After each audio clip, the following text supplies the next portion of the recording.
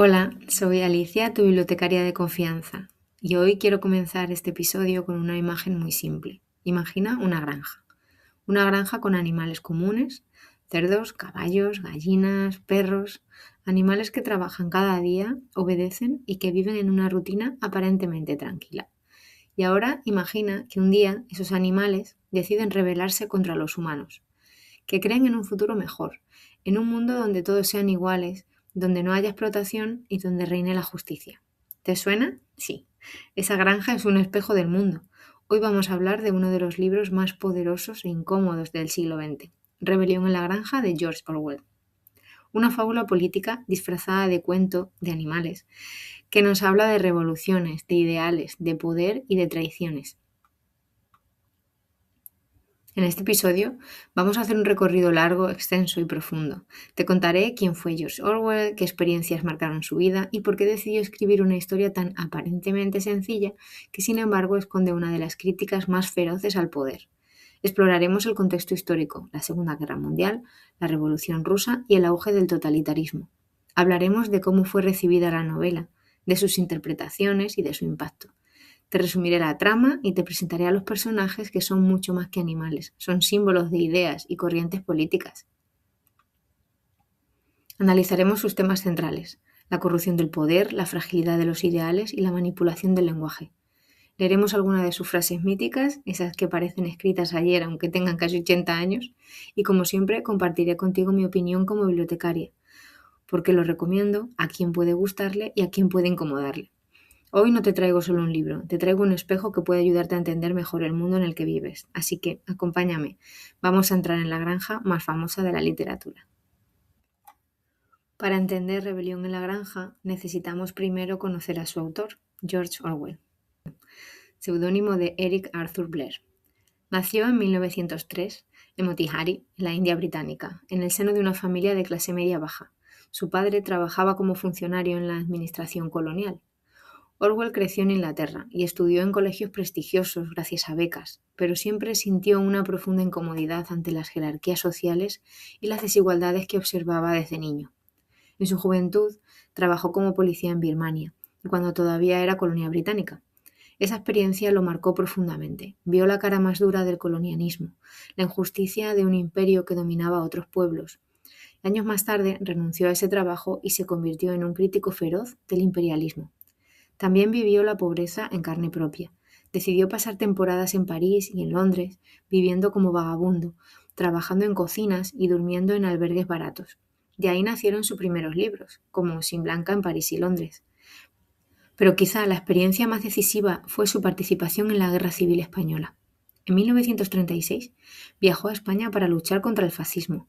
Se unió a una milicia anarquista en el frente de Aragón. Allí conoció de cerca tanto la esperanza revolucionaria como las divisiones internas entre las facciones de la izquierda.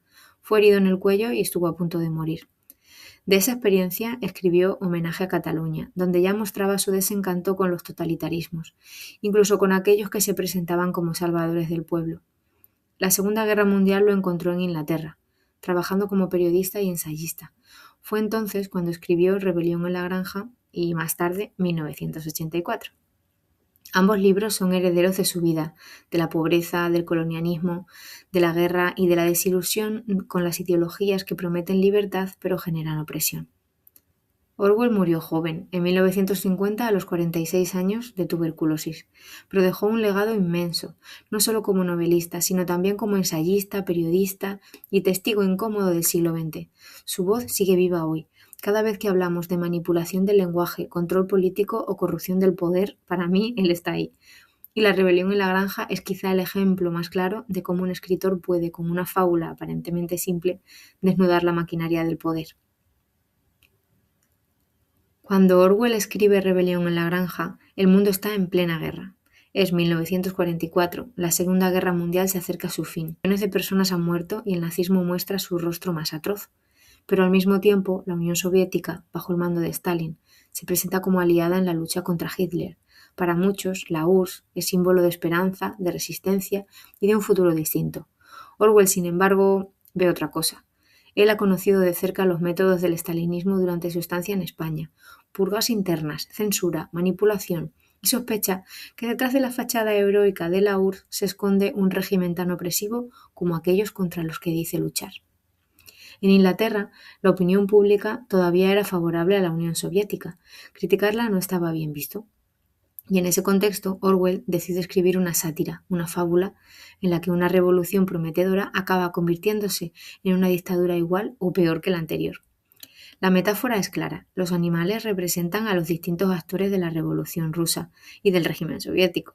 Pero Orwell nunca quiso que fuera solo una crítica a la URSS. Él mismo decía que el mensaje era universal. Toda revolución corre el riesgo de corromperse por el poder. Te invito a pensar cuántas veces en la historia hemos visto movimientos que empiezan con ideas nobles y acaban reproduciendo las mismas injusticias que querían combatir. Este es el contexto de Rebelión en la Granja, una Europa en guerra, una URSS convertida en potencia mundial y un escritor que se atreve a desafiar la versión oficial con una historia de animales que en el fondo nos habla de todos nosotros. Cuando Orwell terminó Rebelión en la Granja en el 44, lo primero que encontró fue rechazo. Varias editoriales británicas se negaron a publicarlo. La razón: el libro era una crítica directa al estalinismo y en ese momento la URSS era la gran aliada de Inglaterra en la guerra contra Hitler. Publicar un ataque a Stalin en medio de la guerra se consideraba poco patriótico, incluso traición. Una de las editoriales que lo rechazó fue la de T.S. Eliot, el famoso poeta, que lo consideró poco oportuno. Otra editorial además recibió presiones del gobierno británico para no publicarlo. Orwell estaba desesperado. Sabía que había escrito algo importante, pero el miedo a molestar a un aliado poderoso lo mantenía en un cajón. Finalmente, en agosto del 45, poco después de la conclusión de la guerra, Secker and Warburg aceptó publicarlo, y el momento no pudo ser más simbólico. El mismo mes en el que salió el libro, se lanzaron las bombas atómicas de Hiroshima y Nagasaki. El mundo entraba en una nueva era, y la idea de Orwell de que el poder siempre corrompe resonaba con más fuerza que nunca. El impacto fue inmediato. El público entendió de qué se trataba la fábula, una crítica feroz a Stalin y a la corrupción de los ideales revolucionarios. El libro fue un éxito en ventas, pero también generó polémica. Algunos lo acusaron de anticomunista, otros lo consideraron valiente y necesario. Con el inicio de la Guerra Fría, la novela cobró aún más relevancia. En Occidente se utilizó como propaganda contra la URSS. Se distribuyeron millones de ejemplares, incluso en traducciones, y enviados en secreto a países del bloque soviético. Lo irónico es que Orwell no escribió el libro para glorificar a Occidente. Él mismo era socialista, creía en la justicia social, pero odiaba la manipulación y el autoritarismo. Rebelión en la Granja era un grito contra cualquier poder que traicionara los ideales de igualdad, no solo contra Stalin. Con el tiempo, la novela se convirtió en un clásico universal. Se estudia en colegios, se tradujo a decenas de idiomas, tuvo adaptaciones teatrales, cómicas y cinematográficas, incluso una versión con marionetas. Y lo más sorprendente es su mensaje sigue vigente. Cada vez que alguien usa el poder en nombre del pueblo para beneficiarse a sí mismo. Rebelión en la Granja vuelve a la conversación. Ahora quiero llevarte a la granja misma, a la historia que Orwell construyó con tanto cuidado. La historia comienza en la granja Manor, propiedad del señor Jones. Jones es un granjero irresponsable, descuidado, que explota a los animales, los alimenta mal y los trata como simples herramientas de trabajo. Una noche, un cerdo anciano llamado Mayor convoca a todos los animales y les habla de un sueño. Un mundo en el que los animales vivan libres de los humanos, sin explotación, sin sufrimiento, un mundo de igualdad, justicia y fraternidad. Mayor muere poco después, pero su discurso queda grabado en la memoria de todos. Se convierte en una semilla, en la chispa de una revolución. Los animales, inspirados por las palabras de Mayor, se organizan y un día expulsan a Jones de la granja. La victoria es total. Los humanos huyen y los animales se quedan en la granja. Renombrada como granja animal, se convierte en un símbolo de una nueva era. Crean un conjunto de reglas, los 7 mandamientos, que resumen sus ideas. Todos los animales son iguales. Ningún animal matará a otro animal. Ningún animal usará ropa, beberá alcohol o dormirá en una cama. La emoción es inmensa. Por fin los oprimidos se sienten libres. ¿Recuerdas algún momento en tu vida en el que sentiste que todo podía cambiar de un día para otro? Esa es la sensación que recorre la granja en ese instante. Pronto, dos cerdos asumen el liderazgo, Napoleón y Snowball. Ambos son inteligentes, astutos, pero muy diferentes de carácter. Snowball es idealista, carismático, lleno de planes y proyectos. Napoleón, por otra parte, es más callado, calculador, pero también más ambicioso y manipulador. Al principio trabajan juntos, organizan la granja, enseñan a los demás animales a leer y escribir, crean símbolos como la bandera de la pezuña y el cuerno, que recuerdan a la hoz y el martillo comunistas. La granja prospera. La cosecha mejora, los animales trabajan con entusiasmo, todo parece avanzar, pero poco a poco surgen tensiones. Snowball propone construir un molino de viento que generará electricidad y mejorará la vida de todos. Es un proyecto ambicioso, que requiere esfuerzo y sacrificio. Napoleón, en cambio, se opone. Cree que es una distracción. La disputa llega a un punto crítico, y entonces Napoleón hace su jugada, convoca a unos perros que ha entrenado en secreto y expulsa violentamente a Snowball de la granja. Desde entonces, Napoleón se convierte en el líder absoluto. Aquí la novela da un giro. Lo que era un experimento de igualdad se convierte en una dictadura. Napoleón concentra todo el poder en sí mismo, toma decisiones sin consultar, manipula los mandamientos y poco a poco empieza a disfrutar de privilegios. El cerdo Squealer es su portavoz. Con discursos hábiles, convence a los animales de que todo lo que hace Napoleón es por su bien, incluso cuando cambian las reglas, incluso cuando las cosas empeoran. Los animales agotados y poco educados creen en sus palabras. La propaganda funciona. El molino de viento, que al final sí se construye, se convierte en símbolo del sacrificio interminable. Los animales trabajan más que nunca, pero su vida no mejora. Cada animal en la granja es un símbolo, digamos que una metáfora. Tenemos a Napoleón, que representa a Stalin, el líder autoritario que concentra el poder. Snowball representa a Trotsky, el revolucionario idealista exiliado. Squealer, la propaganda del régimen, la manipulación del lenguaje. Boxer es el caballo, representa a la clase trabajadora, noble, incansable, pero ingenua. Su lema es trabajaré más duro. Clover, la yegua, la ternura maternal, el cuidado, pero también la incapacidad de rebelarse sola. Benjamin, el burro, ese escepticismo, el cinismo, ve lo que pasa, pero nunca actúa. Las ovejas, la masa que repite consignas sin parar, y los perros, la fuerza bruta al servicio del poder. La genialidad de Orwell es que con simples animales describe a toda una sociedad y al hacerlo nos obliga a reconocer comportamientos que aún vemos hoy en día. Con el tiempo, los 7 mandamientos empiezan a cambiar. Nadie recuerda exactamente cómo eran al principio y Squealer los modifica para justificar las acciones de los cerdos. Todos los animales son iguales. Se convierte en todos los animales son iguales, pero algunos son más iguales que otros. Ese es el momento en el que la fábula se vuelve universal. Nos habla de cualquier poder que manipula el lenguaje para justificar sus privilegios.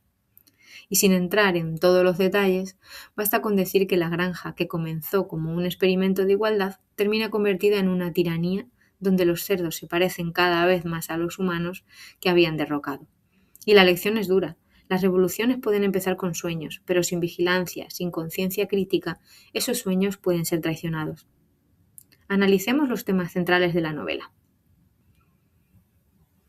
Quizá el tema más evidente es que el poder corrompe. Los cerdos que al principio proclaman igualdad, poco a poco se convierten en una élite, justifican cada privilegio como necesario para liderar mejor. La novela nos recuerda que incluso las mejores intenciones pueden torcerse cuando alguien acumula demasiado poder. Y aquí la reflexión no se trata solo de Stalin o de la URSS, sino de cualquier sistema en el que un grupo deja de rendir cuentas al resto.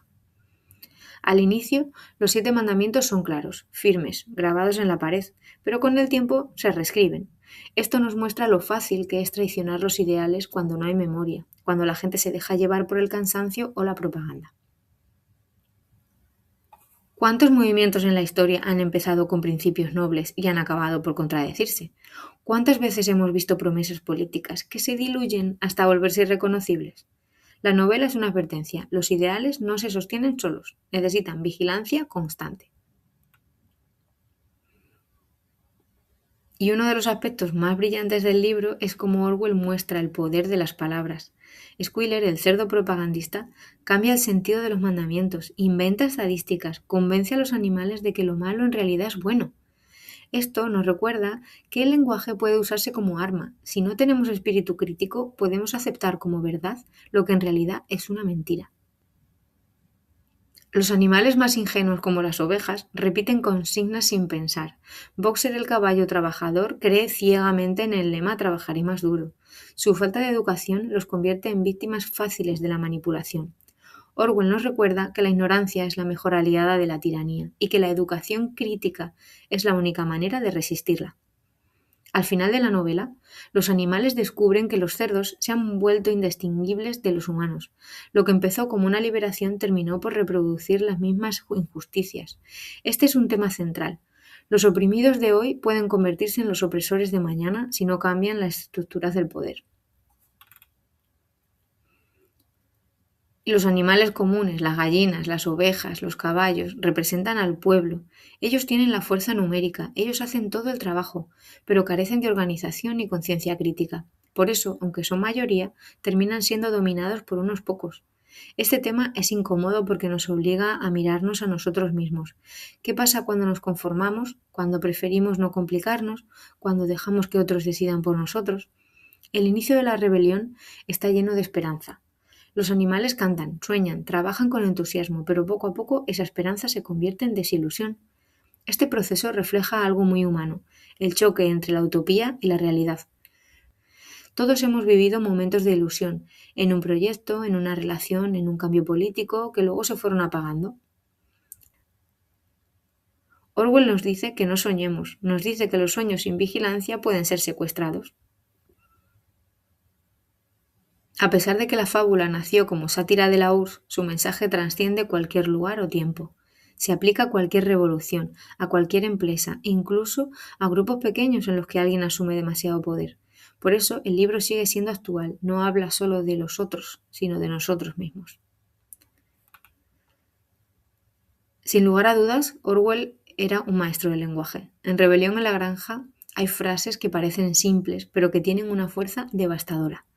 Quiero compartir contigo 3 de ellas y reflexionar un poco sobre su significado.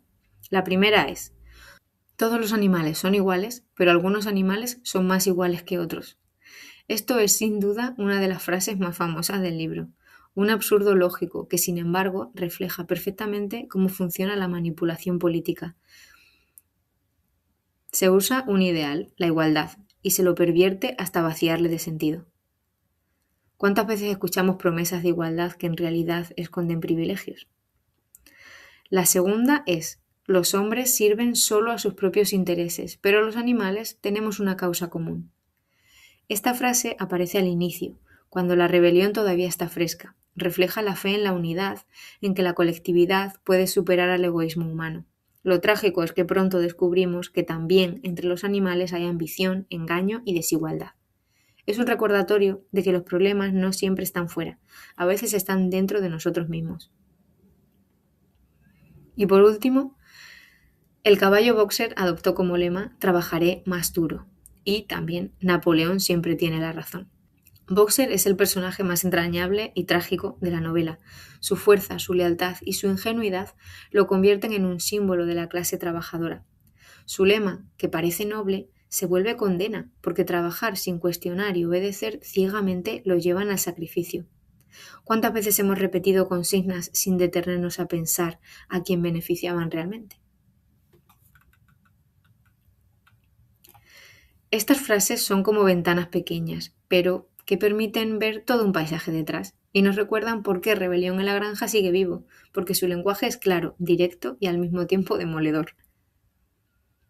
Y ahora, después de todo este recorrido, déjame ponerme el sombrero, el que más me gusta, el de bibliotecaria, y quiero darte mi opinión personal sobre el libro, y contarte por qué creo que merece un lugar en tu estantería. Primero, algo claro: Rebelión en la Granja no es una lectura cómoda, no es un libro para pasar el rato sin pensar. Es una historia breve, sí, y fácil de leer en apariencia, pero dura de digerir. Es como una medicina fuerte. Al principio parece amarga, pero luego te das cuenta de que era necesaria. Lo recomiendo a lectores jóvenes, a partir de 15-16 años, porque abre los ojos a cómo funcionan el poder y la manipulación. Muchos institutos ya lo incluyen en su currículo y me parece un acierto. A adultos curiosos, que quieran entender mejor la historia del siglo XX y al mismo tiempo reflexionar sobre el presente. También para personas interesadas en política, sociología o filosofía, porque es un ejemplo perfecto de cómo una fábula puede explicar mejor que un tratado académico la corrupción del poder. Y por supuesto para lectores de clásicos breves. Si no tienes tiempo para una novela larga, este libro con menos de 200 páginas es perfecto. ¿A quién no le recomendaría este libro? Quizá a quienes buscan lecturas muy optimistas o reconfortantes. Rebelión en la granja no deja un final feliz, deja una advertencia. Tampoco se lo recomendaría a quienes prefieran mundos de fantasía pura, sin vínculos con la realidad. Aquí cada metáfora apunta directamente a nuestro mundo. Pero si me preguntas a mí, Alicia, tu bibliotecaria de confianza, te diría esto. Léelo como un espejo. No pienses solo en Stalin, en la URSS o en la historia pasada. Piensa en tu vida, en tu entorno y en tu sociedad. Pregúntate qué ovejas repiten consignas sin pensar, qué boxers trabajan hasta agotarse sin cuestionar, qué squealers manipulan el lenguaje a nuestro alrededor. Ese es el verdadero poder de este libro, que te obliga a mirar a la granja y a preguntarte si no estarás viviendo en una sin darte cuenta. Como en cada episodio, quiero proponerte un pequeño reto literario, algo sencillo, pero que te ayude a llevar las reflexiones del libro a tu propia vida. Coge papel y lápiz o abre una nota en tu móvil y escribe 2 listas. Consignas que repites sin pensar. Puede ser algo que digas en tu trabajo, en tu familia, en tu círculo social, frases hechas, ideas que asumes como ciertas sin haberlas analizado demasiado. Y, en segundo lugar, convicciones personales reales. Esas que has pensado, cuestionado, que de verdad sientes que son tuyas y no heredadas de otros. Después compáralas y pregúntate, ¿cuántas de esas consignas en realidad no representan lo que pienso? ¿Qué frases me gustaría dejar de repetir porque ya no me identifican? Y por último, ¿qué convicciones quiero reforzar porque sí son mías? Este ejercicio, inspirado en la manipulación del lenguaje de Rebelión en la granja, te ayudará a descubrir cuánto de lo que dices pertenece realmente a tu voz y cuánto proviene de voces ajenas. Si quieres llevarlo un paso más allá, elige una de tus convicciones auténticas y escribe un mini manifiesto personal, 2 o 3 frases, que resuman lo que de verdad crees y defiendes.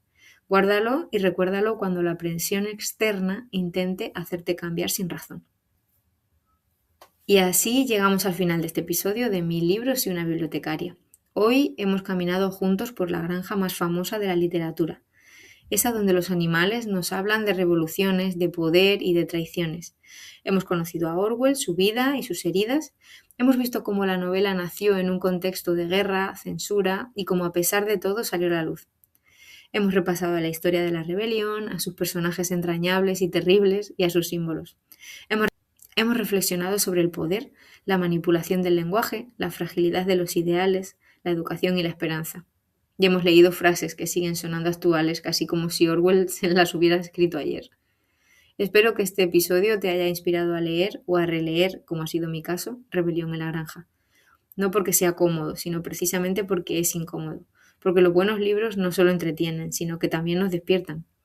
Y ahora quiero preguntarte, ¿a qué personaje de la granja te sientes más cercano? ¿Eres más como Boxer, trabajador y leal, como Benjamin, escéptico y crítico, o como Clover, tierna pero confundida? Me encantaría leerte en los comentarios y saber qué es lo que te ha dejado este episodio. En el próximo capítulo de 1000 libros y una bibliotecaria exploraremos otro clásico que, como este, habla tanto del pasado como de nuestro presente, El juego de Ender. Soy Alicia, tu bibliotecaria de confianza. Gracias por acompañarme una vez más en este viaje literario. Nos vemos, o mejor dicho, nos escuchamos en tu próxima lectura.